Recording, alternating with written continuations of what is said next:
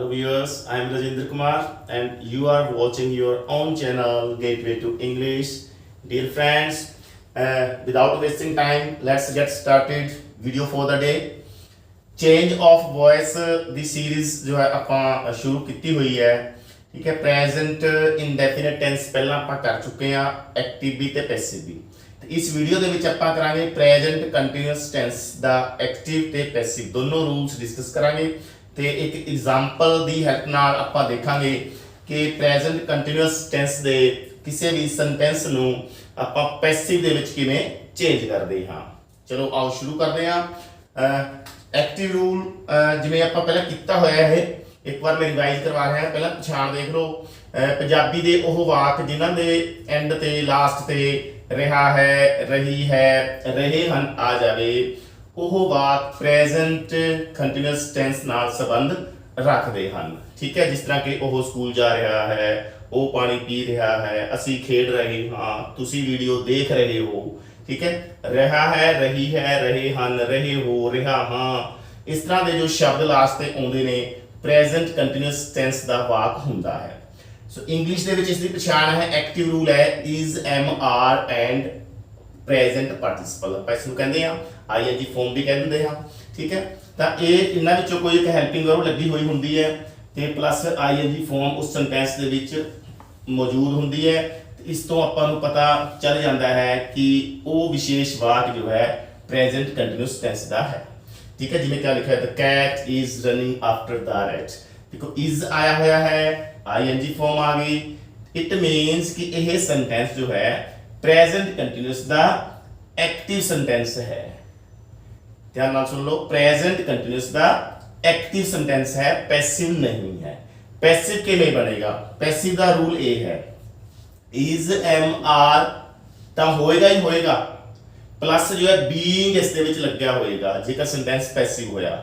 ਠੀਕ ਹੈ ਜੀ। ਦੂਸਰੀ ਗੱਲ ਜੋ ਹੈ ਇਸ ਦੇ ਵਿੱਚ ਵਰਬ ਦੀ ਥਰਡ ਫਾਰਮ ਯਾਨੀ ਕਿ ਪਾਸਟ ਪਾਰਟਿਸਿਪਲ ਵੀ ਲੱਗਿਆ ਹੋਏਗਾ, ਪਲੱਸ ਬਾਈ ਪਲੱਸ ਅਜੈਂਟ ਜੋ ਹੈ ਇਸ ਦੇ ਵਿੱਚ ਯੂਜ਼ ਹੁੰਦਾ ਹੈ ਜਦੋਂ ਆਪਾਂ ਪੈਸਿਵ ਵੌਇਸ ਬਣਾਉਂਦੇ ਹਾਂ।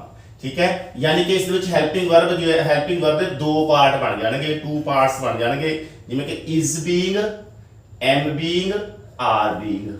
इज बीइंग एक हेल्पिंग वर्ब होगी, एम बीइंग दूसरी हेल्पिंग वर्ब है एक कहेगी, आर बीइंग एक तीसरी जो है हेल्पिंग वर्ब बन गई। यानी कि इज, एम, आर नाल बीइंग जुड़ जाएगा, हेल्पिंग वर्ब के दो पार्ट्स बन जाएंगे। चलो हुण आपां पैसिव देखदे हां। पहला स्टेप दस्सिया होया है कि पहला ऑब्जेक्ट नूं पछाणना है। The cat is running after the rat. इस सेंटेंस दे विच ऑब्जेक्ट की है? The rat. द रैट की है? ऑब्जेक्ट है इस सेंटेंस ਦੇ ਵਿੱਚ। ਠੀਕ ਹੈ ਜੀ, ਤਾਂ ऑब्जेक्ट ਨੂੰ ਆਪਾਂ ਐਜ਼ ਅ ਸਬਜੈਕਟ ਯੂਜ਼ ਕਰਦੇ ਹਾਂ ਤੇ ਸਬਜੈਕਟ ਨੂੰ ਬਾਈ ਪਲੱਸ ਏਜੰਟ ਕਰਕੇ ਆਪਾਂ ਪਿੱਛੇ ਲਿਖ ਦਿੰਦੇ ਹਾਂ। ਹੁਣ ਦੇਖੋ द रैट सिंगुलर है, हेल्पिंग वर्ब इज बीइंग लगेगी। ठीक है, द रैट इज बीइंग। इस तो बाद वर्ब ਦੀ थर्ड फॉर्म रन ਦੀ थर्ड फॉर्म की है? रन ही ਹੁੰਦਾ है। ठीक है, the rat is being run after by, ये जो सब्जेक्ट है ये पीछे चला जाएगा, the cat। Okay, the rat is being run after by the cat। ठीक है, इसका मतलब पंजाबी च है कि बिल्ली जो है चूहे मगर दौड़ रही है। ठीक है, हुण चूहे दे मगर बिल्ली द्वारा दौड़ा जा रहा है, ये सेंटेंस बन गया। ठीक है, ये सब्जेक्ट बन गया अपना, इधरों आके उरे सिंगुलर सी इस करके इज बीइंग अपने लगाता दूसरे नंबर पे, फिर वर्ब दी थर्ड फॉर्म यानी कि पास्ट पार्टिसिपल। हाँ, इत्थे एक ध्यान रखने वाली गल है, आफ्टर की है प्रेपोजिशन जिवें है, कोई भी प्रेपोजिशन जेकर किसी सेंटेंस विच आ जाती है तो एज इट इज अपन ने रखनी है। इन आ जे, टू आ जे, फो आ जे, एट आ जे, आफ्टर आ गया। ठीक है, हेल्पिंग सॉरी अपना प्रेपोजिशन को ड्रॉप नहीं करना। हेल्पिंग प्रेपोजिशन हमेशा जो है सेंटेंस ਦੇ ਵਿੱਚ ਐਗਜ਼ਿਸਟ ਕਰੇਗੀ, ਜਿੱਥੇ ਹੈ तो ਆਪਾਂ ਉਸ ਨੂੰ ਲਗਾਵਾਂਗੇ। ਹੈਲਪਿੰਗ ਵਰਬ ਆਪਣਾ ਸੌਰੀ ਆਪਣਾ ਪ੍ਰੈਪੋਜੀਸ਼ਨ ਨੂੰ ਡ੍ਰੌਪ ਨਹੀਂ ਕਰਨਾ ਹੈ। ਓਕੇ ਫਰੈਂड्स, ਸੋ ਇਹ ਸੀ ਪੋਜ਼ਿਟਿਵ ਸੈਂਟੈਂਸ। ਜੇਕਰ ਇਹ ਸੈਂਟੈਂਸ ਨੈਗੇਟਿਵ ਹੁੰਦਾ ਤਾਂ ਐਵੇਂ ਬਣਦਾ ਹੈ the cat is not running after the rat। फिर वही तरीका है, ऑब्जेक्ट है इसमें सब्जेक्ट के तौर पे लिखो द ਰੈਟ ਇਜ਼, ਇੱਥੇ ਆਪਾਂ ਹੁਣ ਨੋਟ ਵੀ ਯੂਜ਼ ਕਰਾਂਗੇ, ਨੋਟ ਬੀਇੰਗ। ਕਲੀਅਰ? ਇੱਥੇ ਇਜ਼ ਬੀਇੰਗ ਸੀ ਸਿੱਧਾ, ਕਿਉਂਕਿ ਸੈਂਟੈਂਸ ਪੋਜ਼ਿਟਿਵ ਸੀ, ਇਜ਼ ਨਾਲ ਆਪਾਂ ਨੇ ਬੀਇੰਗ ਜੋੜ ਦਿੱਤਾ। ਠੀਕ ਹੈ, ਇੱਥੇ ਸੈਂਟੈਂਸ ਨੈਗੇਟਿਵ ਹੈ ਤਾਂ ਇੱਧਰ ਵੀ ਨੈਗੇਟਿਵ ਆਪਾਂ ਬਣਾਵਾਂਗੇ। ਇਹ ਧਿਆਨ ਰੱਖਣਾ, ਜਦੋਂ ਆਪਾਂ ਐਕਟਿਵ ਤੋਂ ਪੈਸਿਵ ਬਣਾਉਂਦੇ ਆ, ਜੇਕਰ ਸੈਂਟੈਂਸ ਪੋਜ਼ਿਟਿਵ ਹੈ ਪੈਸਿਵ ਵੀ ਪੋਜ਼ਿਟਿਵ ਹੀ ਰਹੇਗਾ। ਜੇ ਨੈਗੇਟਿਵ ਹੈ ਸੈਂਟੈਂਸ, ਐਕਟਿਵ ਦਾ ਐਕਟਿਵ ਵॉइस ਨੈਗੇਟਿਵ ਹੈ, ਪੈਸਿਵ ਵੀ ਨੈਗੇਟਿव ही रहेगा। एक्टिव जेकर इंट्रोगेटिव है, पैसिव भी इंट्रोगेटिव रहेगा। क्लियर? दूसरी गल होर, जो जिस टेंस का वाक है उसे टेंस च रहेगा, टेंस चेंज नहीं होएगा। ये नहीं है भी इत्थे इज आया होया है ते आपां इत्थे वॉज वर कर दांगे जां हैज हैव कर दांगे, डिड कर दांगे। नो, टेंस ओही रहेगा। ठीक है, ਅਤੇ सेंटेंस की नेचर भी वही रहेगी। जे पॉजिटिव है तो पॉजिटिव बनेगा पैसिव, नेगेटिव है तो नेगेटिव पैसिव बनना है, इंट्रोगेटिव है तो इंट्रोगेटिव पैसिव बनना है। Clear? The rat is not, a negative चीज करके नेगेटिव ही आप पैसिव बनावांगे। The rat is not being, third form है run after by the cat. Okay, पहला हो गया देखो सब्जेक्ट, ऑब्जेक्ट का सब्जेक्ट बन गया। हुण ये सब्जेक्ट है, इत्थे इज हेल्पिंग वर्ब है, इज दे नाल नॉट लग गया, बीइंग दूजा पार्ट है। हेल्पिंग वर्ब का दो पार्ट ने, इज नॉट बीइंग। ਜਦੋਂ ਆਪਾਂ ਦੋ ਪਾਰਟਸ ਵਾਲੀ ਹੈਲਪਿੰਗ ਵਰਬ ਕਿਸੇ ਸੈਂਟੈਂਸ ਵਿੱਚ ਦੇਖਦੇ ਹਾਂ ਤੇ ਨੋਟ ਲਗਾਉਣਾ ਹੋਵੇ, ਸੈਂਟੈਂਸ ਨੈਗੇਟਿਵ ਬਣਾਉਣਾ ਹੋਵੇ, ਪਹਿਲਾਂ ਵੀ ਦੱਸਿਆ ਹੋਇਆ ਹੈ ਕਿ ਹੈਲਪਿੰਗ ਵਰਬ ਦੇ ਫਸਟ ਪਾਰਟ ਤੋਂ ਬਾਅਦ ਨੋਟ ਆਪਾਂ ਨੇ ਇਨਸਰਟ ਕਰਨਾ ਹੈ। ਇੱਥੇ ਨੋਟ ਨਹੀਂ ਲੱਗੇਗਾ, ਇਜ ਬੀਇੰਗ ਨੋਟ ਨਹੀਂ ਹੋਏਗਾ, ਆਰ ਬੀਇੰਗ ਨੋਟ ਨਹੀਂ ਹੋਏਗਾ, ਐਮ ਬੀਇੰਗ ਨੋਟ ਨਹੀਂ ਹੋਏਗਾ। ਕੀ ਹੋਏਗਾ? Is not being, am not being, R note being. Okay, ਚਲੋ ਇੰਟਰੋਗੇਟਿਵ ਜੇਕਰ ਸੈਂਟੈਂਸ ਹੋਵੇ ਤਾਂ ਫਿਰ ਕਿਵੇਂ? ਇਜ਼ ਪਹਿਲਾਂ ਹੁੰਦਾ ਇਸ ਦੇ ਵਿੱਚ, is the cat running after the rat question mark। Okay, इस तरह भी हो सकता सी सेंटेंस। फिर ਆਪਾਂ ਕਿਵੇਂ ਬਣਾਉਂਦੇ ਇਸ ਨੂੰ? the rat ਇੱਧਰ ਲੈ ਕੇ ਆਵਾਂਗੇ ਪਹਿਲੇ ਨੰਬਰ ਤੇ, the rat। ਹੁਣ ਸੈਂਟੈਂਸ ਇੰਟਰੋਗੇਟਿਵ ਹੈ, ਪੈਸਿਵ ਵੀ ਇੰਟਰੋਗੇਟਿਵ ਰੱਖਣਾ ਆਪਾਂ ਨੇ। ਠੀਕ ਹੈ, ਨਿਯਮ ਹੈ। ਸੋ the rat ਨਾਲ is being ਲੱਗਣਾ ਹੈ, is being, इज ਨੂੰ ਆਪਾਂ ਇੱਧਰ ਲਗਾਵਾਂਗੇ ਸਬਜੈਕਟ ਤੋਂ ਪਹਿਲਾਂ, ਬੀਇੰਗ ਨੂੰ ਸਬਜੈਕਟ ਤੋਂ ਬਾਅਦ ਯੂਜ਼ ਕਰਾਂਗੇ। ਠੀਕ ਹੈ, ਇਹ ਨਿਯਮ ਹੈ। ਜੇਕਰ ਕੋਈ ਸੈਂਟੈਂਸ ਇੰਟਰੋਗੇਟਿਵ ਹੈ ਔਰ ਉਸ ਸੈਂਟੈਂਸ ਦੇ ਵਿੱਚ ਦੋ ਹੈਲਪਿੰਗ ਵਰਬ ਨੇ, ਯਾਨੀ ਕਿ ਦੋ ਪਾਰਟਸ ਨੇ ਹੈਲਪਿੰਗ ਵਰਬ ਦੇ, ਤਾਂ ਪਹਿਲਾ ਪਾਰਟ ਸਬਜੈਕਟ ਤੋਂ ਬਾਅਦ ਲਿਖਣਾ, ਇਹ ਪਹਿਲਾਂ ਲਿਖਣਾ ਹੈ, ਦੂਸਰਾ ਪਾਰਟ ਸਬਜੈਕਟ ਤੋਂ ਬਾਅਦ ਵਿੱਚ ਲਿਖਣਾ ਹੈ। ਜਿਵੇਂ ਇੱਥੇ ਇਜ ਵੀ ਹੈ, ਇਜ ਮੈਂ ਸਬਜੈਕਟ ਤੋਂ ਪਹਿਲਾਂ ਲਿਖ ਦਿੱਤਾ, ਬੀਇੰਗ ਬਾਅਦ ਵਿੱਚ ਲਿਖ ਦਿੱਤਾ। ਇਜ਼ ਦਾ ਰੈਟ ਬੀਇੰਗ, ਉਸ ਤੋਂ ਬਾਅਦ ਫਿਰ ਵਰਬ ਹੈ ਮੇਨ, मेन इतने वर्ब की है रन है, रन की थर्ड फॉर्म लगानी है। ये भी कॉमन गल है कि पैसिव किसी भी टेंस का आप बना रहे हैं, वर्ब की फॉर्म जो मेन वर्ब है उसकी हमेशा ही तीजी फॉर्म यूज करनी है, थर्ड फॉर्म यूज करनी है। इसमें आप पास्ट पार्टिसिपल कहते हैं। Okay, is the rat be run after by the cat question mark. हो गया जी, क्लियर? उम्मीद करता इत्थे तक क्लीयर हो गया होगा। ਤੇ ਜੇਕਰ ਇਸ ਕਿਸੇ ਸੈਂਟੈਂਸ ਵਿੱਚ ਨੋਟ ਵੀ ਆਇਆ ਹੁੰਦਾ, ਇਸ ਦੇ ਵਿੱਚ ਮੰਨ ਲਓ is the rat cat not ਹੁੰਦਾ ਇੱਥੇ, ਯਾਨੀ ਕਿ ਸੈਂਟੈਂਸ ਨੈਗੇਟਿਵ ਵੀ ਹੋ ਗਿਆ ਤਾਂ ਇੰਟਰੋਗੇਟਿਵ ਵੀ ਹੋ ਗਿਆ, ਤਾਂ ਫਿਰ ਕੀ ਕਰਦੇ ਆਪਾਂ? ਇੱਥੇ ਨੋਟ ਇਨਸਰਟ ਕਰ ਦਿੰਦੇ। ਠੀਕ ਹੈ, ਸਬਜੈਕਟ ਤੋਂ ਬਾਅਦ ਤੇ ਹੈਲਪਿੰਗ ਵਰਬ ਦਾ ਜੋ ਹੈ ਦੂਸਰਾ ਪਾਰਟ ਉਸ ਤੋਂ ਪਹਿਲਾਂ ਇੱਥੇ ਨੋਟ ਲੱਗ ਜਾਂਦਾ। ਫਿਰ ਸੈਂਟੈਂਸ ਕੀ ਬਣਦਾ? Is the rat not being run after by the cat. Clear? हाँ, इस तो बिना एक केस होर हो सकता है, कोई अपने को इत्थे जो है इंट्रोगेटिव वर्ड भी आ सकता है, इंट्रोगेटिव प्रनाउन आप कह सकते हैं। ठीक है, वो भी हो सकती है किसी सेंटेंस दे विच। उसनूं फिर आपां किवें बनावांगे? देखो, मान लो सेंटेंस दे विच आ गया why is cat running after the rat, इस तरह हो गया। मान लो इत्थे why लग गया, why is the cat running after the rat। Okay, फिर ਆਪਾਂ ਕੀ ਕਰਾਂਗੇ? ਇਸ ਦੇ ਵਿੱਚ ਘਬਰਾਉਣ ਵਾਲੀ ਕੋਈ ਗੱਲ ਨਹੀਂ, ਕਨਫਿਊਜ਼ ਹੋਣ ਦੀ ਕੋਈ ਜ਼ਰੂਰਤ ਨਹੀਂ। ਜਿਵੇਂ ਆਪਾਂ ਇੰਟਰੋਗੇਟਿਵ ਦਾ ਪਹਿਲਾਂ ਬਣਾਇਆ ਉਵੇਂ ਹੀ ਇਸ ਦਾ ਬਣਨਾ ਹੈ। ਜੋ ਆਏ ਉਹ ਪਹਿਲਾਂ ਹੀ ਰੱਖ ਲੈਣੀ, ਬਸ ਪਹਿਲਾਂ ਇੰਨੇ ਦਾ ਬਣਾ ਲਓ। ਠੀਕ ਹੈ, ਦ ਰੈਟ ਇੱਧਰ ਆ ਜਾਏਗਾ, ਦ रैट। इज बीइंग लगाना है, इज इधर यूज करांगे, बीइंग इधर यूज करांगे सब्जेक्ट तो, क्योंकि सेंटेंस इंट्रोगेटिव है तो हेल्पिंग वर्ब का पहला पार्ट इधर आ गया सब्जेक्ट, दूसरा पार्ट इधर चला गया। Is the rat being run after by the cat. हुण की बच गया वाई, इसमें सब तो पहला लिख दो, नो प्रॉब्लम। ठीक है, ते एक आ सकता है ना सेंटेंस दे विच हु। मान लो सेंटेंस ये हुंदा who is running after the rat, फिर की कर दे दोस्तों इत्थे आपां ध्यान रखांगे जेकर किसी सेंटेंस विच हु आ गया, हु नू by whom they which change करना है। ठीक है, हु दी थां ते आपां लिखांगे बाय हुम। ठीक है, बाकी प्रोसीजर सेम है, कोई दिक्कत नहीं है। वही ऑब्जेक्ट इसनू अगे लेके आवांगे इत्थे द रैट। ठीक है, सेंटेंस इंट्रोगेटिव है, इंट्रोगेटिव है ना, हेल्पिंग वर्ब लगनी है इत्थे is being, passive the helping verb is being है ना, तो इज नू आपां इधर लगावांगे, बीइंग नू इधर लगा देंगे, कोई दिक्कत नहीं है।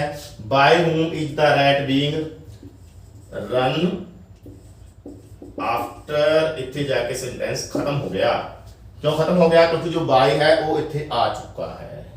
ठीक है, बाय प्लस एजेंट तो पहले ही आ गया, लास्ट से कुछ नहीं होएगा, इत्थे सेंटेंस ये कंप्लीट हो गया।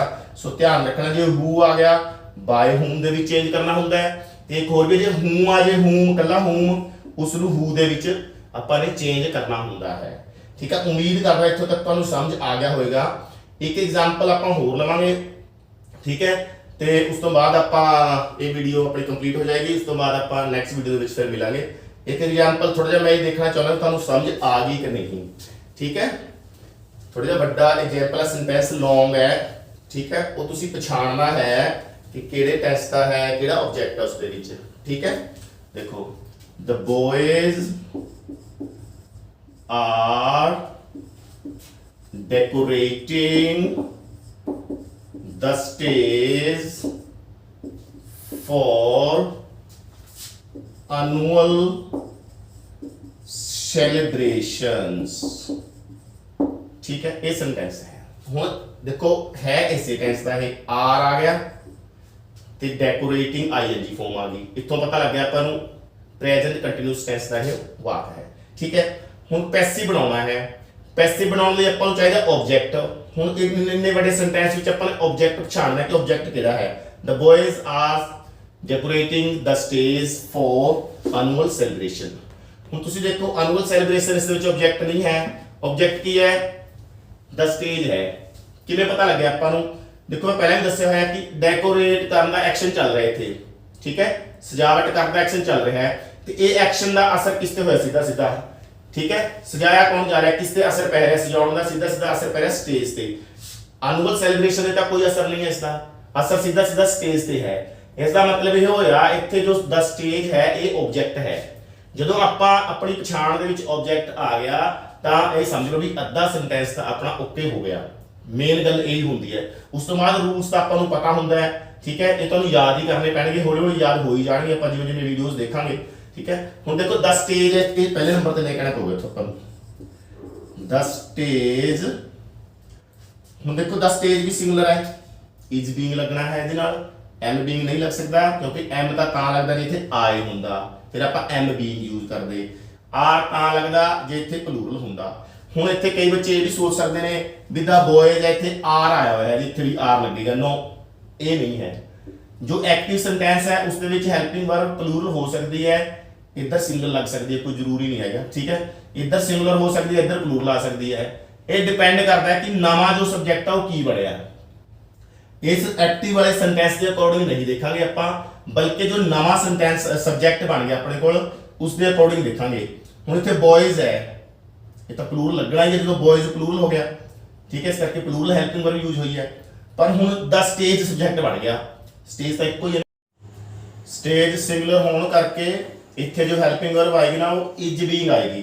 The stage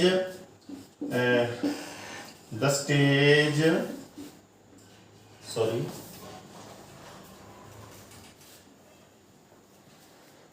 is being decorated by the boys boys for annual celebration, for annual celebration। ठीक है बच्चों, ਤਾਂ ਇਹ ਧਿਆਨ ਰੱਖਾਂਗੇ ਆਪਾਂ ਕਿ ਜੋ ਹੈਲਪਿੰਗ ਵਰਬ ਲਗਾਣੀ ਹੈ ਉਹ according to new subject use ਕਰਨੀ ਹੈ। ਠੀਕ ਹੈ, ਤੇ ਸਟੇਜ ਸਿੰਗੂਲਰ ਸੀ ਇਸ ਕਰਕੇ ਇਜ ਬੀਇੰਗ ਆਪਾਂ ਨੇ ਹੈਲਪਿੰਗ ਵਰਬ ਲਗਾਤੀ ਤੇ ਮੇਨ ਵਰਬ ਹੋ ਗਈ ਥਰਡ ਫਾਰਮ ਯਾਨੀ ਕਿ ਪਾਸਟ ਪਾਰਟਿਸਿਪਲ। ਉਸ ਤੋਂ ਬਾਅਦ ਬਾय ਆਪਾਂ ਨੇ ਜੋੜ ਦਿੱਤਾ प्लस फिर एजेंट है द बॉयज, इसनू बाय प्लस एजेंट ਆਪਾਂ ਬੋਲਾਂਗੇ। ਠੀਕ ਹੈ, ਤੇ ਉਸ ਤੋਂ ਬਾਅਦ ਜੋ ਸੈਂਟੈਂਸ ਬਚ ਗਿਆ ਫॉर ਐਨੂਅਲ ਸੈਲੀਬ੍ਰੇਸ਼ਨ ਆਪਾਂ ਨੇ ਲਾਸਟ ਤੇ ਇਸ ਨੂੰ ਲਿਖ ਦਿੱਤਾ ਹੈ। ਸੋ ਇਸ ਤਰ੍ਹਾਂ ਇਹ ਸੈਂਟੈਂਸ ਕੰਪਲੀਟ ਬਣ ਗਿਆ ਆਪਣਾ। ਇੱਕ ਐਗਜ਼ਾਮਪਲ ਹੋਰ ਦੇਖਾਂਗੇ ਆਪਾਂ, I am doing sums, ਇਹ ਸਿਰਫ ਇੱਕ ਸੈਂਟੈਂਸ ਹੈ, ਪੋਜ਼ਿਟਿਵ ਸੈਂਟੈਂਸ ਹੈ। ਠੀਕ ਹੈ, ਹੁਣ ਦੇਖੋ ਇਹ ਚ ਆਬਜੈਕਟ ਕੀ ਹੈ, सम्स है। ਇੱਥੇ ਆਪਾਂ ਨੇ ਲਿਖਿਆ सम्स ਐਜ਼ ਸਬਜੈਕਟ ਆ ਗਿਆ ਇਹ, ਤੇ ਇਸ ਦੇ ਨਾਲ ਹੁਣ ਦੇਖੋ ਹੈਲਪਿੰਗ ਵਰਬ ਪੈਸਿਵ ਚ ਕੀ ਲੱਗਣੀ ਹੈ, सम्स ਹੈ, ਪਲੂਰਲ ਹੋ ਗਿਆ। ਹਾਲਾਂਕਿ ਇੱਥੇ ਆਈ ਹੋਣ ਕਰਕੇ ਐਮ ਲੱਗਿਆ ਹੋਇਆ, ਪਰ ਹੁਣ ਇੱਥੇ ਸਬਜੈਕਟ ਕੀ ਬਣ ਗਿਆ, सम्स ਬਣ ਗਿਆ ਨਾ, ਤਾਂ सम्स ਪਲੂਰਲ ਹੈ ਸਬਜੈਕਟ, ਇਸ ਕਰਕੇ ਇੱਥੇ ਫਿਰ ਆਰ ਬੀਇੰਗ ਹੈਲਪਿੰਗ ਵਰਬ ਲੱਗੇਗੀ। ਐਮ ਬੀਇੰਗ ਆਪਾਂ ਯੂਜ਼ ਨਹੀਂ ਕਰ ਸਕਦੇ ਇੱਥੇ, ਐਮ ਇੱਥੇ ਤਾਂ ਲੱਗਿਆ ਸੀ ਕਿਉਂਕਿ ਇੱਥੇ ਸਬਜੈਕਟ ਆਈ ਆਇਆ ਹੋਇਆ ਸੀ, पर हुण सब्जेक्ट चेंज हो गया, आई सी पहला हुण सम्स हो गया। सो सम्स आर बीइंग, उस तो बाद थर्ड फॉर्म लगाओ। ठीक है, डूइंग, डू फर्स्ट फॉर्म है, डू की थर्ड फॉर्म की होगी done. Sums are being done by, I दा इधर जाके हो जाएगा मी, क्योंकि ये ऑब्जेक्टिव फॉर्म है इसकी आई दी। ठीक है, लास्ट वाली वीडियो देखो थानू पता लग गया आई दा मी किवें होया है। जद आई इधर लास्ट जाके ऑब्जेक्टिव फॉर्म इसकी मी बन जाती है, वी दी अस बन जाती है, दे दी देम बन जाती है। ठीक है, सो इस यू दा यू रहता है, यू चेंज नहीं होता, इट दा इट रहता है, जे किसी दा नेम आ गया तो नेम दा नेम एज इट इज आउंदा है। ठीक है, सो ये नियम है इन्हां दे पिछे। सो उम्मीद करदा ये प्रेजेंट कंटीन्यूअस टेंस दा तुसी जो है पैसिव वॉइस कर लोगे, कोई दिक्कत नहीं आएगी। बच्चों देखो मैं तो रूल्स दसते, उम्मीद करना समझ आ गए होंगे, बट इसकी प्रैक्टिस ये तुहाडे ते डिपेंड करता है। इसकी प्रैक्टिस करो वध तो वध, तां जो तुहानू कॉन्सैप्ट होर क्लीयर हो जाए, पेपर के अकॉर्डिंग तुसीं तैयारी कर सको। सो अज लई इन्ना ही है, आपां नैक्सट वीडियो दे विच प्रेजेंट परफेक्ट टेंस दा पैसिव सीखांगे, ते नाल जुड़े रहो। जे तक चैनल नू सबसक्राइब नहीं किया तो प्लीज़ सबसक्राइब कर लो। अजे पैसिव वॉइस दे विच ना बहुत कुछ बाकी है, बहुत नियम ने, नवीं गल्लां जो है आउणगियां, डिस्कस होणगियां, ते स्टैप वाइज आपां चलांगे, तुहानूं समझ आउंदी जाएगी। ठीक है, हुण मैनूं जो इजाजत, आपां मिलदे हां नैक्सट वीडियो दे विच। Thank you very much.